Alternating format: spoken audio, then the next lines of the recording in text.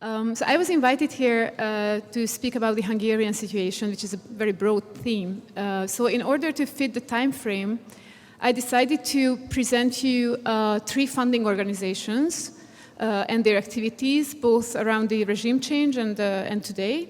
And so I hope that this will kind of, delineate some kind of a map on which we can start speaking about more general observations. But first of all, I'm referring to a book. In 1980, Miklós Haraszti, who was a young dissident intellectual, a writer and a poet, wrote a book called The Velvet Prison, but the Hungarian title was The Aesthetics of Censorship. And this book was circulated as a samizdat in the mid-80s in Hungary. So Haraszti describes the situation, obviously, of the 70s and the early 80s in this book that is not dissimilar to the situation that probably you had here or that was the situation in other East European countries. But what is important, I think, is that he describes basically this pact between the intellectuals and political power as the logical endpoint and the fulfillment of the avant-garde quest and demand for the acknowledgement of art's role and of artist's role in society.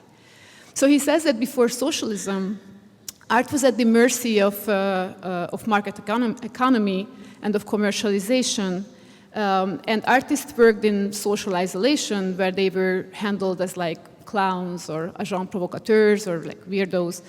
And that caused a revolutionary discontent because artists thought that it should be art that dictates values for society. So after the Second World War, when these new kind of socialist systems were established, they basically got what they wanted.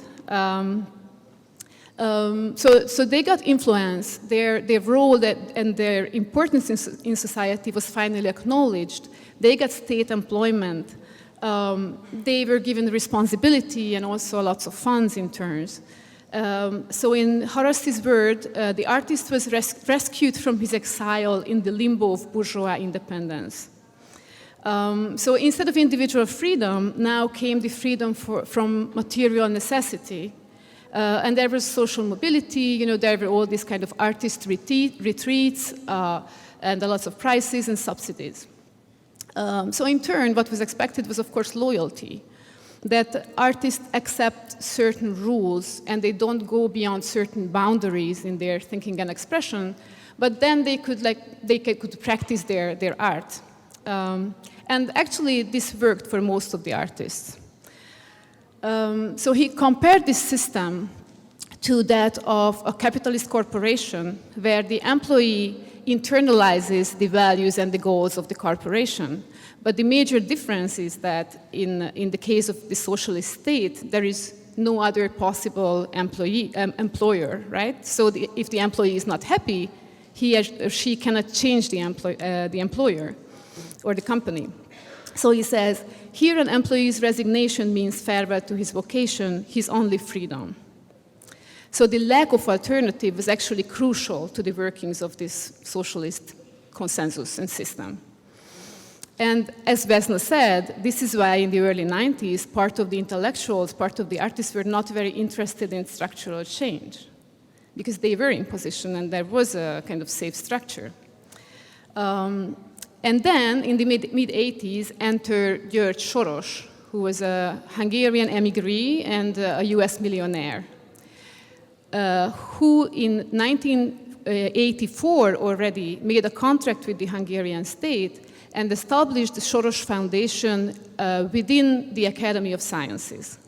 And 1 year later, with another contract, a documentation center for contemporary art was established within the Kunsthalle, like the major contemporary art institution. So that's already in 85. And so grants were given to artists and oeuvres were processed and documented. And a very intense networking started with Western professionals, with lots of visits and some kind of a learning process. And also, despite of the efforts of the state, dissident artists and intellectuals were also supported in this new alternative system. So basically, it was the Soros Foundation and this documentation center that introduced the notion of contemporary art in the Western sense, and also fought for its hegemony in the Hungarian cultural life. All this based on this ideology of the open society in the Popperian sense. And more specifically, the goal was to reintegrate Hungarian art into European, in the Western art and culture. And of course, after 1989, the Soros Centers for Contemporary Art were established in the region with the center in Budapest. And so from then on, it was not only documentation and communication, but also making exhibitions and new projects supporting this new hegemony or hegemonic state of Western contemporary art in the country and beyond. But at the same time, this was a very elite project, and it created new hierarchies within the local scene. And also in the European context, it basically put Hungary into this kind of subordinate or like a semi-peripheric position that is probably familiar for you as well, with this constant pressure to always prove our Europeanness. And also, what is very interesting that in these new structures, the old and the new elite worked together in the 80s already. And that resulted in an unusually smooth transition around the decade change in the institutional system, where most leading professionals remained in position. So basically, the Soros Foundation, the Documentation Center, the Soros Centers, and then C3 later, these organizations established this new notion of contemporary art and became the cradle of this new paradigm, where basically, like, most of the leading personalities of the 90s and the 2000s came from these institutions. So even if the Open Society, in its new name, stopped financing art in the early 2000s, the influence is still felt today. So basically, a new comprador elite was formed that was viewed with suspicion and disdain by more conservative and nationalist kind of intellectuals that felt marginalized compared to this new liberal elite. And this is I think, is very important in the rhetorics of the Fidesz government, because that was the basis of discrediting this liberal elite that were considered to serve foreign interests or be agents of foreign influence. But before speaking about the 2010s, let's get back to the 90s, where a new organization was established in '92 as a civil association called the Academy of Hungarian Art. So that was like a group of friends, like a dozen or maybe 20 mid-career artists of very conservative and nationalist views that felt marginalized by this new hegemony. And the chair was Imre Makovec, that you might have heard about, who is an internationally acknowledged architect with this kind of folklorish, organic, postmodern style, and a personal friend of Viktor Orbán's. So they felt marginalized, and they had to wait for 20 minutes, for 20 long years for recognition. Sorry. Which came when, after Fidesz got into power in 2010, 1 year later, a new law was introduced, the so-called the Law of the Hungarian Academy of Art, that conferred the public institution status to this little association. And what was interesting is that whoever was a member of the association at the time of when the new law was ratified became member of the public institution, so became a public decision maker from one day to the other. And even though the Constitutional Court ruled this to be against the constitutional value of artistic freedom, the Academy of Hungarian Art, as a the most important public body of art, operates since then. without these kind of structural changes ever happening. So interestingly enough, this Hungarian, Academy of Hungarian Art is considered the realization of self-government of artists. Because indeed, within the organization, the members can choose their peers, they can choose their leaders, they can choose the methods, the way they operate. So the first chair after Makovec's death was György Fekete, who in many occasions publicly announced that presenting a declared national commitment was a condition of becoming a member. Today, this organization owns and operates the Kunsthalle, the Vigadó, which is another very prestigious kind of monumental building and institution. They have their own research center for art theory and methodology. They have their own publishing house. They will operate the Museum of Architecture. And all of these are housed in very representative large buildings that are given over both by the state for them. The 300 members receive a monthly salary kind of subsidy that is around the average wage in Hungary. So 300 members, lifelong subsidies. The members or the president sits in the jury of each and every more important state prizes. Since 2014, they have the prize called the Artist of the Nation. So 70 people should have it in each moment, which also comes with a lifelong subsidy. Since 2016, it delegates members to the National Council of Economy and Society, which is an independent advisory and strategic forum. It distributes grants of 1.6 million euros per year. Since 2018, it has a fellowship system where 300 young or mid-generation artists get a monthly salary for 3 years. Not salary, fellowship.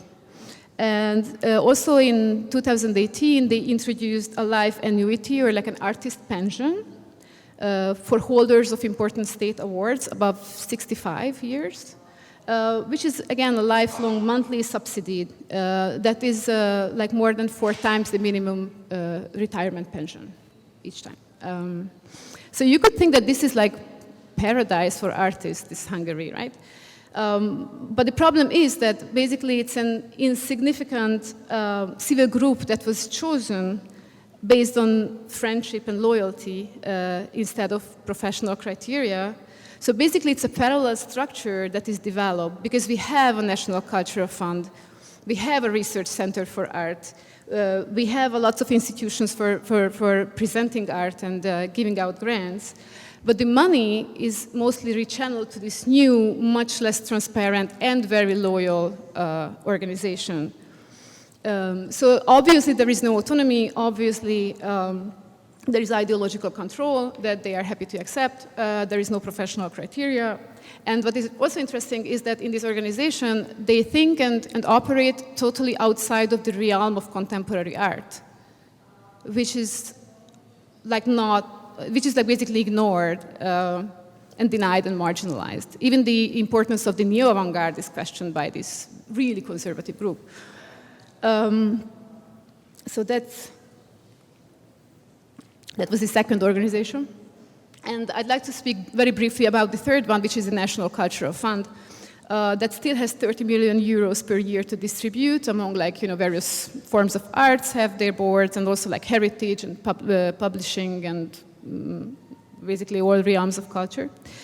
It was established in '93 as an independent organization, of which the president and the heads of the boards are appointed by the ministry, and half of the members of the juries is also by the ministry, but the other half is appointed by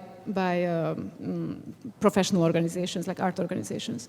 So in 2016, that was also kind of pulled under the ministry. Now the Minister of Human Resources is the president of the National Cultural Fund, and the Academy of Hungarian Art gets to appoint 1/3 of the members of the juries, And it also participates in strategy building, and its consent is asked before appointing the leaders of this organization. So again, the MMA is basically gets a decisive role in this organization. And I mean,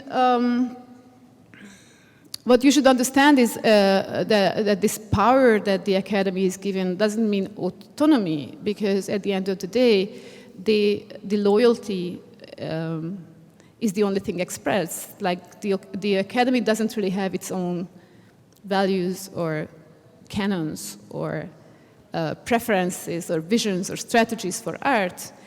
Their presence is only there to assure loyalty and the kind of support of the ministry's ideas. So in general, what we can say about the Hungarian structure, and not only about the art scene, but basically in all walks of life, is that a very heavy centralization happened in the past 9 years. New leaders were appointed to each important state or municipal institution in kind of dubious procedures, where loyalty was the leading criteria instead of professional skills and merits. So basically, we can say that censorship is internalized. This way, it can be called structural. And all these parallel structures are being established that are less professional and less transparent, but certainly very loyal. And the money is rechanneled here, which poses a moral dilemma for artists and art professionals. You know, what can they still accept and legitimize by, for example, applying for money? And what are the situations that we should boycott? So this has been like a very strong, constant dilemma for the more progressive players of the scene. And it's been really difficult because the government is really good at eliminating the alternatives, which makes boycott really difficult, right? So first of all, the money is rechanneled to these new bodies of power, while the institutions and the civil organizations are kind of bleeding out in lack of support. Also, these alternative or civil structures and critical hubs are not only underfunded, but they are also put under incredible bureaucratic burden and also stigmatized. And here I should mention this so-called Stop Soros law, according to which a civil organization that receives subsidies from abroad above 24,000 euros per year, which is like very low, has to register at court and has to declare itself on the website, in printed matters, in every public appearance as an organization subsidized from abroad, which in governmental communication equals to being an agent of foreign interest. So there is stigmatization, there is bureaucratic burden. Also, these critical hubs are prohibited, like in the case of gender studies. You cannot accredit gender studies in Hungary anymore. Or they are chased away from the country, like in the case of the Central European University that changed its seat from Budapest to Vienna just very recently. Or they are nationalized, like in the case of the network of research centers that used to belong under the Academy of Science. Now it belongs to the government, to the ministry. Foreign funding is also chased away, and here one example could be the EEA Norway grant. I don't know how familiar you are with it, but you should be because you are one of the beneficiary countries. So Hungary is the only beneficiary country that refused to sign the new contract with the EEA Norway grant, which means an incredible sum of money that is not coming into the country only because 1/10, like 10% of that money was distributed independently from the government through Hungarian civil organizations. And the government, in order not to have that independent money in the country, forgoes the 90% as well. Corporate sponsorship is also controlled. Here I should mention a scheme that was a corporate tax scheme that allowed corporation to offer a certain percent of their corporate tax to a theater or the film fund or sport clubs. And just last year, the government announced that it will pull out theaters from possible beneficiaries, eliminating the possibility of companies to decide themselves. And it promised that it would give the same amount to theaters. But now it's, of course, centralized, so the decision is centralized. So indeed, this spring, there was the first round of applications for this new source of money for theaters. But for example, for the independents, there is a new condition in the application, and I quote, priority is given to the affirmative, high-quality representation of Hungarian cultural values, to the strengthening of national identity, and to the positive, up-to-date presentation of our belonging to European Christian culture. So all this, as I said, is part of a really large-scale plan of establishing control, getting public money out of the system, and eliminating alternatives. But it doesn't mean that they would have like a specific strategy to art itself. So whatever happens in the art scene seems like, you know, collateral damage or like a side effect of this large-scale strategy. And this brings me back to Haraszti, whom I mentioned at the beginning, who in his book written in 1980 describes the socialist pact between the state and intellectuals as such, and I quote, won't be long, that censorship occurs relatively rarely in Hungary testifies not to the state's liberalization, but to the growing success of more subtle means of constraint. Traditional censorship presupposes the inherent opposition of creators and censors. The new censorship strives to eliminate this antagonism. The artist and the censor, the two faces of official culture, diligently and cheerfully cultivate the gardens of art together. If I still speak of censorship, what I refer to is not merely certain bureaucratic procedures, but the whole context of culture, not just state intervention, but all the circumstances that conspire to destroy the basis of autonomous and authentic artistic activity. Not only legal and illegal restrictions, but also the secret psychological sources that sustain the state's reach even in the last cell of culture. Hence, I refer not only to punishment, but also to reward and sustenance, privilege and ambition. I wish to describe the kind of censorship that is not the skin of our culture, but its skeleton. So I think that these words seem like really relevant to what we are experiencing now, with some very important differences, of course.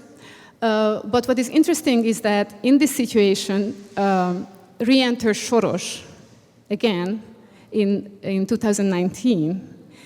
So this story comes really full circle when the Open Society Foundation, after maybe 18, 19 years of not supporting art in Hungary, comes back with a new grant for independent art with a total budget of €1 million.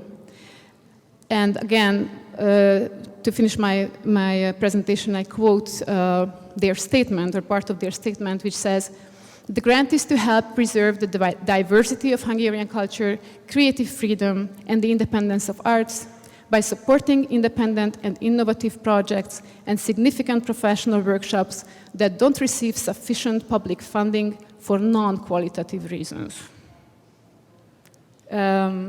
So this is the situation we are at, and this is why I gave my presentation the title of Old Habits Die Hard.